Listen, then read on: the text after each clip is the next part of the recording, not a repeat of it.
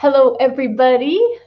Welcome to the training where I'm going to be walking you through the action plan. So why is this so important, and why do I call it the incredible power of the action plan? Well, the reason is that without so many people tell you, okay, you should go out there and make a difference, but very few people tell you how. And because we don't have these steps to take, a lot of us have wasted decades being ineffective. And our planet as a whole is in trouble because of that. So I want to introduce you today to the action plan. There's a lot of parts and pieces to it, so we're going to go rather quickly. But I'm excited to give you the overview of this.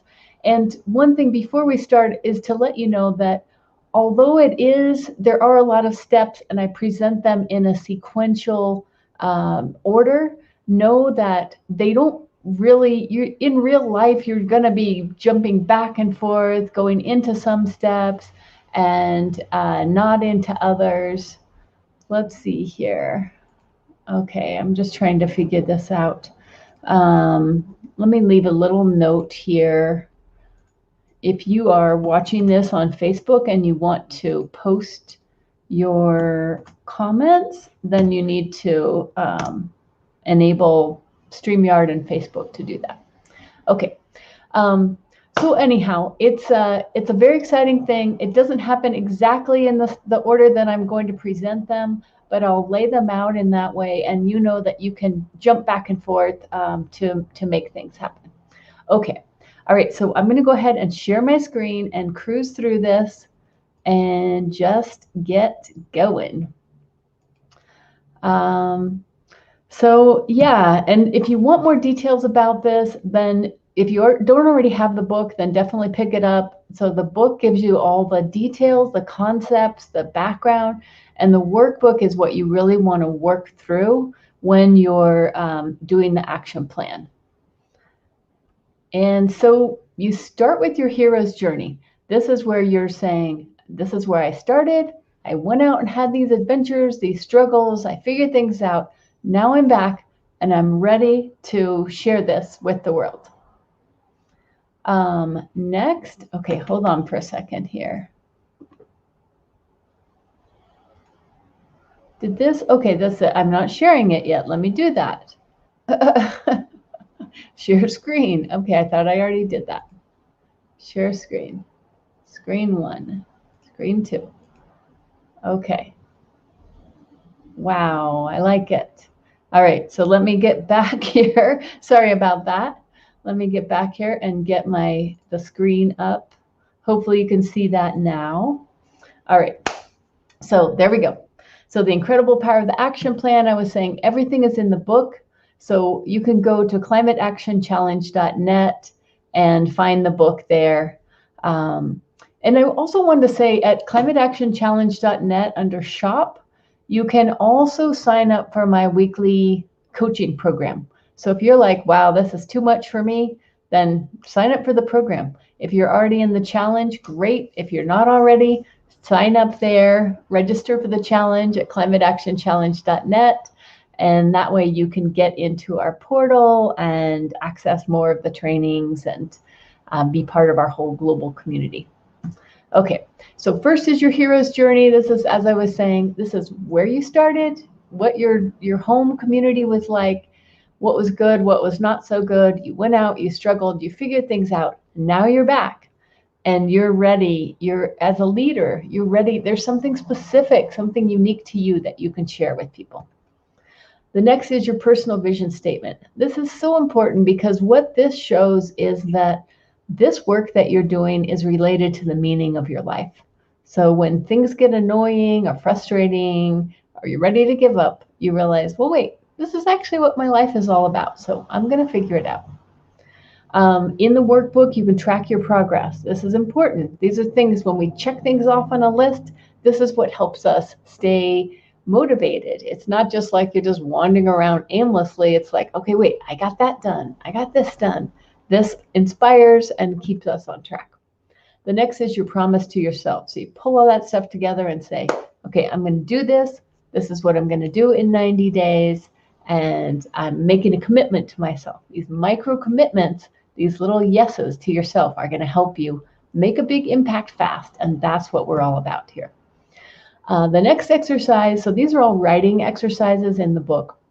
The next one is called On Your Watch. And, if you're 59 or however old you are, so I'm 59, I can see a lot of things that have degraded massively during my time on the planet. And so I want to get into a position of responsibility and to say, wow, I didn't do a very good job. Our generations didn't do a very good job, and be clear about that right up front. 2% for life. What this means is that we've been gifted this beautiful opportunity to live on planet Earth. And, what better way to give back to Mother Nature than to taking care of her? 2% is 3 hours per week. So that's what we're saying, is that if you're going to do something, commit 3 hours per week, at least during this 90-day period. But I like to think 2 hours or 3 hours per week for life. So that's 2% for life for life. Okay. So next slide. Sorry, let me get this back up here.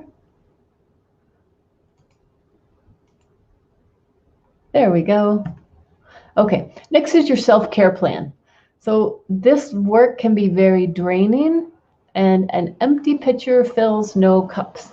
So for me, I try to get up to the mountains every single week. I wasn't doing that earlier during the pandemic, and I started feeling not very great. I also meet with an energy healer. So there's different things that I do around food and fitness. And it's a constant struggle for me to take care of myself. So making a self-care plan is important. The next thing is a new lens. I think a lot of the environmental programs have failed because they don't take this bigger view.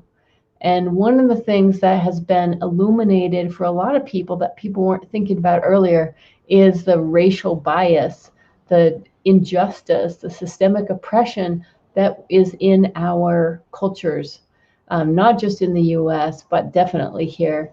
And so when we start seeing things like understanding that pollution is part of systemic oppression, then we're able to get to more of the root cause rather than just staying superficial.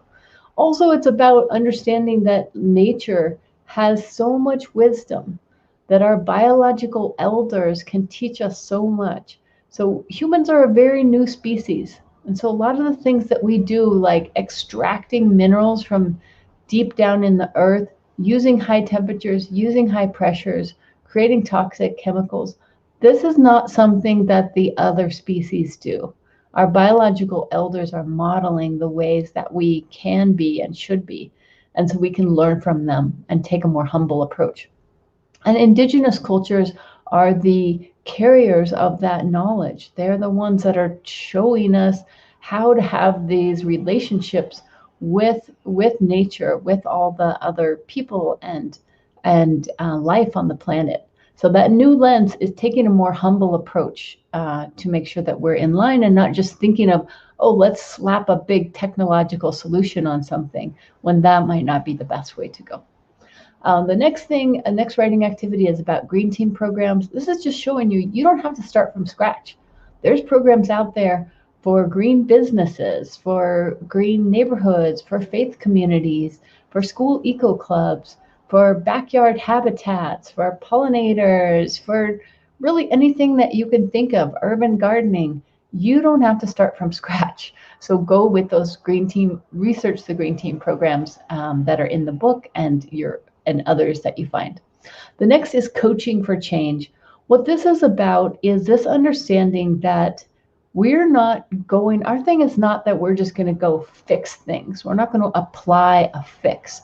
We're also not going to just teach people. Neither of those really work. What does work is coaching.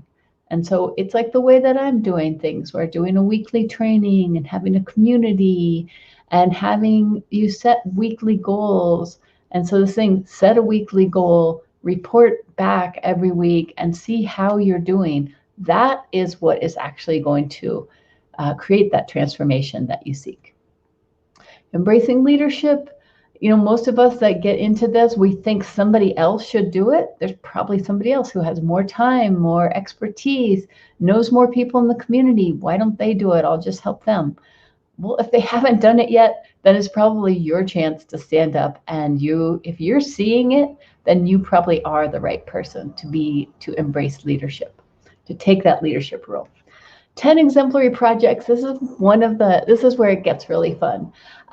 So what you want to do in this step, and there's more details about all the stuff that I'm rushing through here in the book and in the workbook. But let's say that you want to start, like Albert is one of our challengers, one of our mentors. He's starting interfaith community, interracial dialogue initiative. Okay, so what he can do is start by identifying 10 exemplary models of that. So where are there other examples where people are doing interracial dialogue? Where are there other examples? Maybe you can learn something from the LGBTQ community. Where have they had projects, initiatives where they started this dialogue, this intergenerational dialogue, maybe dialogues between Democrats and Republicans, or maybe the human rights initiative. I can't say the word of after apartheid, where people came together and had the discussions where they made peace with each other. You can look at those different models and see, what did they do? How did they do it? How did they get people involved? How did they talk about it? When you look at those identified 10 exemplary models, you become a researcher and find out what are the best practices. So whether you want to do tree planting or community gardens or solar, find out who is excelling in that, study them, go through their programs as much as you can to learn anything that you can, that's a takeaway that will help you succeed faster. The engagement ladder. Okay, so the engagement ladder, what the engagement ladder is it's basically, sorry, I'm just going to change the size of my screen over here so I can see if we have any comments. I don't know how to do that. Okay, maybe I won't be able to see comments while I'm doing this, so I apologize for that. So the engagement ladder, what the engagement ladder is, when I was trying to do a project in Niwot by myself, I just was thinking, let's get a recycling center in. I didn't think about that people need they need help with their personal decisions. They need information about, how do we recycle? What should I do with this compared to this? Can I recycle toilet paper rolls or file folders or envelopes with windows, plastic windows? Like, what do I do with all this? So people need help on the personal level. Then when they get together as a community, they can do things like get a recycling center in. And then there's the policy level. Well, why do we have so much stuff that's so hard to recycle in the first place? What could we change as far as the policies?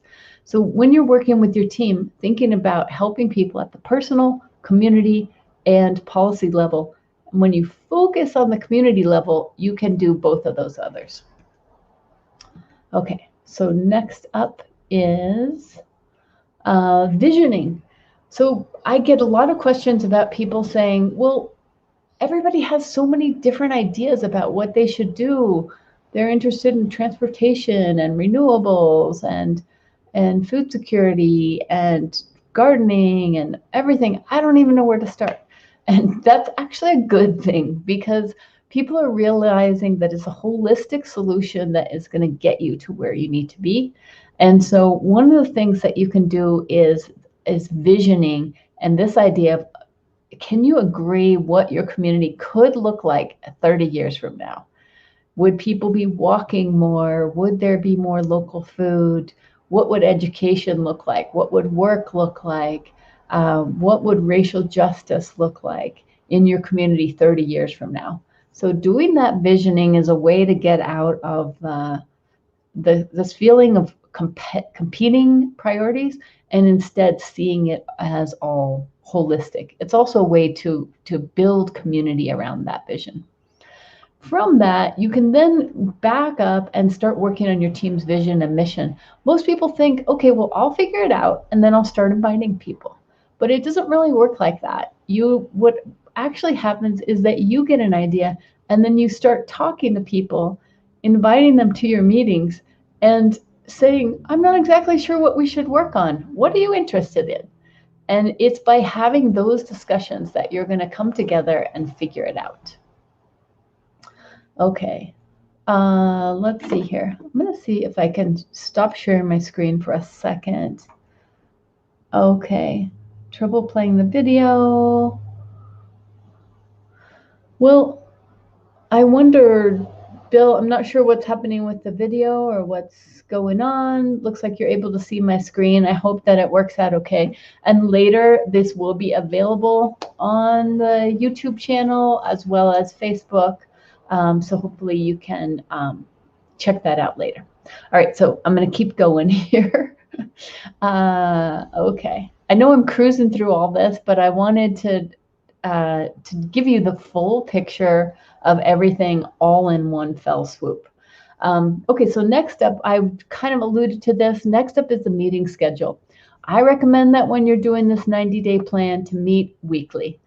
When you're trying to figure things out, if you meet monthly and then some people can't make it, you get really frustrated. People get frustrated because they don't know what's going on, and you kind of lose interest. It's hard to get momentum. So when you're inviting people, say, hey, I'm doing this 90-day thing. Can you meet with me weekly for 90 days? And if you can't meet that week, you can still set a goal for yourself. You can still reach out to people, let us know, and we'll share it with the others.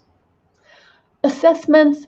This is something super important to do, but I recommend instead of doing a deep dive assessment, which is what most people want to do, and then they get lost and they never complete it, instead what you can do is just do a quick assessment. So do about 15 minutes, do an assessment of your community. What's going on? In Denver, hey, we've got so many people moving in. Our population is growing hugely. We have problems getting enough water here. At the same time, those people that are moving in tend to be younger, more concerned about the environment, more into the sharing economy. So you can do things like that pretty quickly. So you do want to do your community assessment and then your team assessment. Identify who do you have on your team? Who do you need on your team? Getting this kind of clarity is going to help you as you go forward. The next super exciting thing to do is the partner web and the ideal 100 partners list. And so what this is all about is that I want you to see yourself as surrounded by 100 different partners that need exactly what you're doing. So Bill, for example, is got a kind of a green team going at his faith community. So who are the 100 partners that want a green team at a faith community? Well, maybe it's others in that same faith community that are trying to grow their membership and attract families. So maybe if there could be more activities, outdoor activities in gardens and tree planting. Maybe there's a racial justice group at the church that wants to figure out a way to work together. So maybe focusing on environmental justice would be a way to go. Maybe there are science teachers amongst the community that would want to teach people what they know about environmental issues and climate change.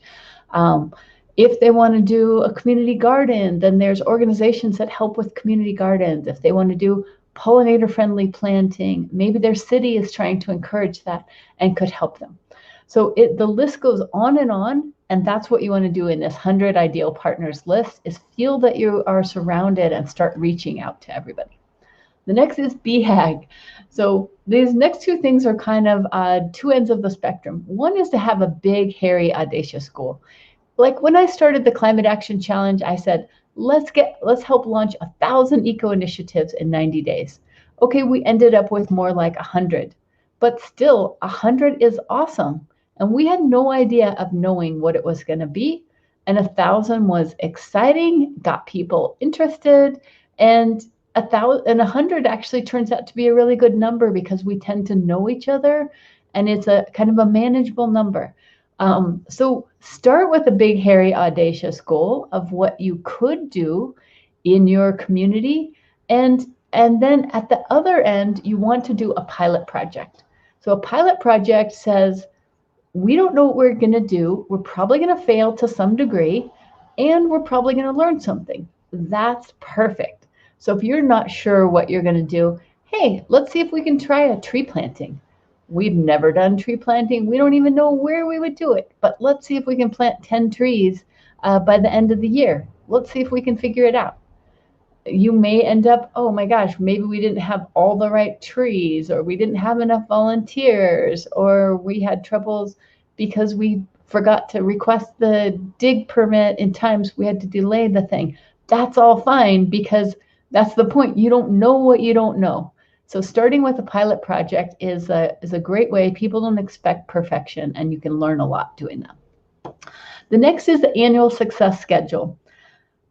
Now, when I talk about scheduling and creating an annual plan, a lot of people bristle because they're like, hey, we're just a small group. We're getting going. We don't know what we're doing. Yes, that's exactly right. But think about it, that polluters they are very strategic. They're not only planning 1 year, they're planning multiple years to build more plastic pollution plants. I guess they would just call them plastic container plants, but I'm calling them plastic pollution plants.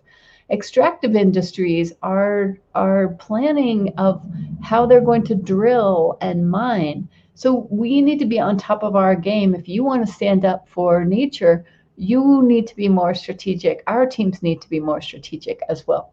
The other thing is nature has an annual plan. So there's certain things that work better at different times of the year. There's certain things that are going to work better in your community in September than they would in April. And so understanding, okay, sometimes September in the US, that's when people are heading back to school. They want to be in that planning mode. Well, maybe that's when you do your planning for them. Maybe around the holidays, people don't want to do anything, so don't plan anything then. But in springtime, that would be a great time to do an Earth Day festival or something else. So working on your annual plan is going to help you be more realistic and more effective. The budget triad, what that is that as you're planning what you're going to do, you have no idea how much money you are or are not going to have. So what I recommend is do budgets at 3 different points. If you multiply by 20 between each point, that gives you a really big range. So you might do, okay, our first year, maybe we have $750, or maybe we have 15,000, or maybe we have 300,000. And any of those are possible with any team. So by doing this budget triad, you are putting yourself in a position where you're ready for anything. And if any of those things happens, you're going to be okay with it. So this is that idea of releasing, of focusing on your effort, but not being so attached to the outcome, because some of that you're not going to be able to control. You might write grants, you may get funded, you may not. Your team profile is something else. So whether you want to attract more members for your faith community green team, your neighborhood green team, or you want to be able to do a GoFundMe page to attract money for your tree planting project, having a great team profile is going to help propel your mission. So that's one of the things, as you're pulling things together, you can create that team profile. And the workbook has kind of the outline for doing that. Here's 2 big things that I want you to think about, which is the strategic planning forum and the day of action. So I'd like to use the example of what Dan Diaz has been doing in the Philippines. What they do is they find a bunch of partners. They do a big training for their volunteers first, and they train them about the day of action is then an intercoastal or a international coastal cleanup day. But instead of just having people show up and giving them, okay, here's a plastic bag and here's a thing to pick up trash, instead they start by training them. They train them on all the risks around pollution and the data they found in previous years. They train them on environmental laws, how you change laws, who's responsible for the pollution, who's manufacturing the pollution, what is we as consumers, what are our decisions, how is that all impacting it? Then they go out and do the cleanup. From that perspective, they're so better well informed and they understand the implications of what they're finding on the beach. And after that, they do a forum where they then meet with their city partners and they figure out what are some policies that we could be working on together. And so that's what I want you to think about, is to plan a day of action. Your day of action is a time for people to get together, do something visible, physical. It's tree planting, it's a cleanup, it's having some kind of event. And in that, you're getting other people's voices. People are starting to know, like, and trust each other. So then when you go into your strategic planning forum and say, now what? What should we focus on? What should we do? That people are able to have those conversations together. Next is community organizing. This is just to remind you, it's not really about the projects. Don't get so hung up on what actual projects you're doing. Sometimes projects work, sometimes they don't. That's not the main thing. The main thing is that you're building this community, that you know each other, you know how to work together. So no matter what comes your way, whether it's a pandemic, a drought, a wildfire, schools closing, some kind of issue with food supply, you're able to work together to address it. Storytelling, if you're telling people what to do and you're not using stories, it's going to land on deaf ears. I mean, would you rather be told, okay, to help pollinators, stop using pesticides, plant more native flowers, or would you rather hear the story about how Dorothy bought this house from her whatever, and she converted the landscape in a year, and this is what she did, and she has a tour that she's offering? That second one is so much more impactful. Us humans were wired for storytelling. So make sure that you're using storytelling when you're conveying your information. Forming an organization, again, this is one of those things a lot of people think you're going to do at the beginning, but actually you really just start working together and you're going to run up against a limit where it's like, oh, wow, we need to be able to accept money. Now we need to figure this out. So if you're part of some other organization, then you ask, can you set up an account for us so that we can accept money and spend money? If you aren't, you could be a fiscally sponsored project of an existing nonprofit. So reach out to the nonprofit development organizations in your community and ask them who could be a fiscal sponsor for me. Otherwise, you can start your own business, your own nonprofit. It's up to you. Tech tools, getting a few of these things set up, like having a way that people can subscribe to your email list and unsubscribe, is really important. People think, everybody gets too many emails, but your email list is golden. Any digital marketer will tell you that your email list is gold. So think about that, figure out how you're going to do that. You could start with a Facebook page, an Instagram account, but you're also going to want to get a website up at some point. The big why words, this is something that if you're having a hard time attracting people, one of the things that you might be doing is you might be repelling people.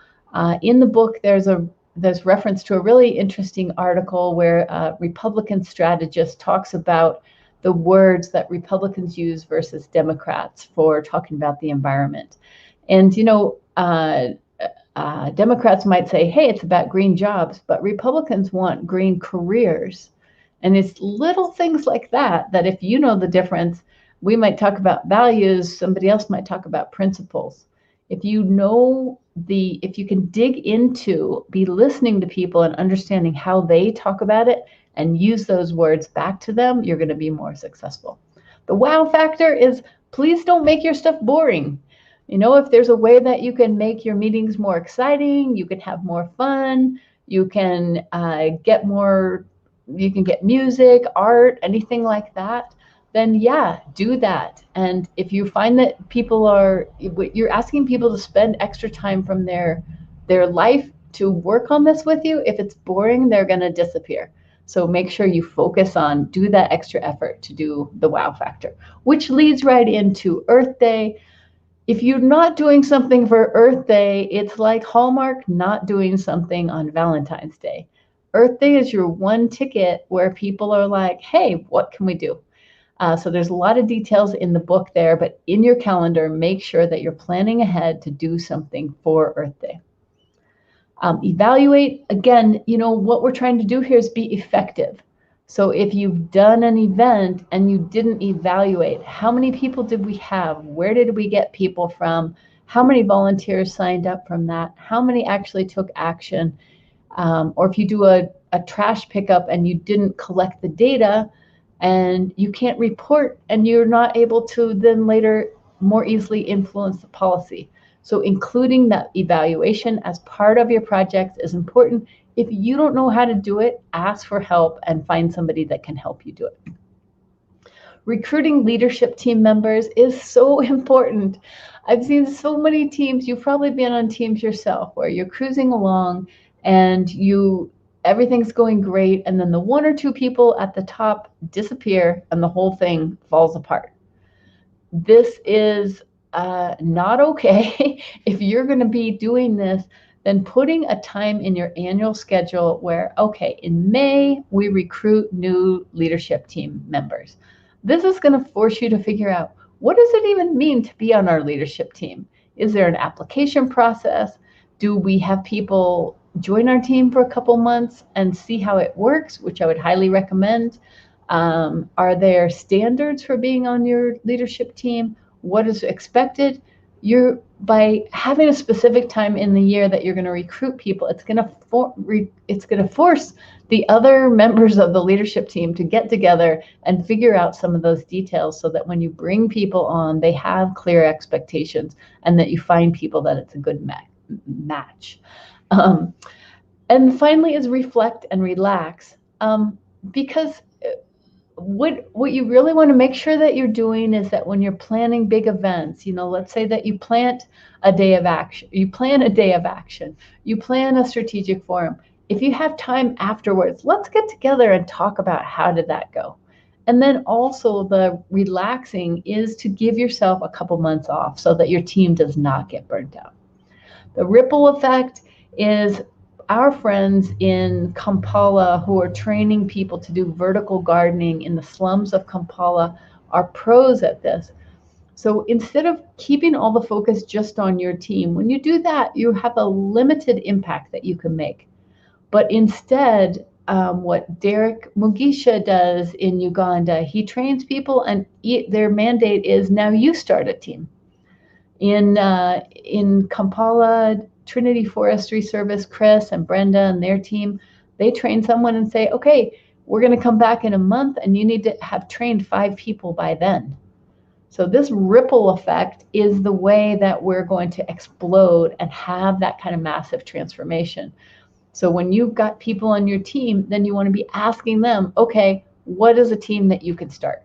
What can you go off and do? And so with your team, it might look like subcommittees to start with to do that ripple effect. Your promise review is when you come back and say, all right, I said I was going to do this in 90 days. How did it go? So understanding that you're going to be asking yourself this question is very cool. And what this is all about is, your focus is that you're wanting to transform your community, but in fact, what you're going to be doing is transforming yourself, because as we know, we cannot create change externally that we're not also experiencing internally. And lastly is this idea of mentor and mobilize. Now you've been through the process. Who else could you help? Where else can you see that people could start teams? So maybe you're doing it in your neighborhood, and now you see, oh, wow, we could be doing this at the faith community. And we could also be doing it at the school. And our city could do this. Why don't we check with our city and see if there's a way that we could do this whole process and take it to the next level?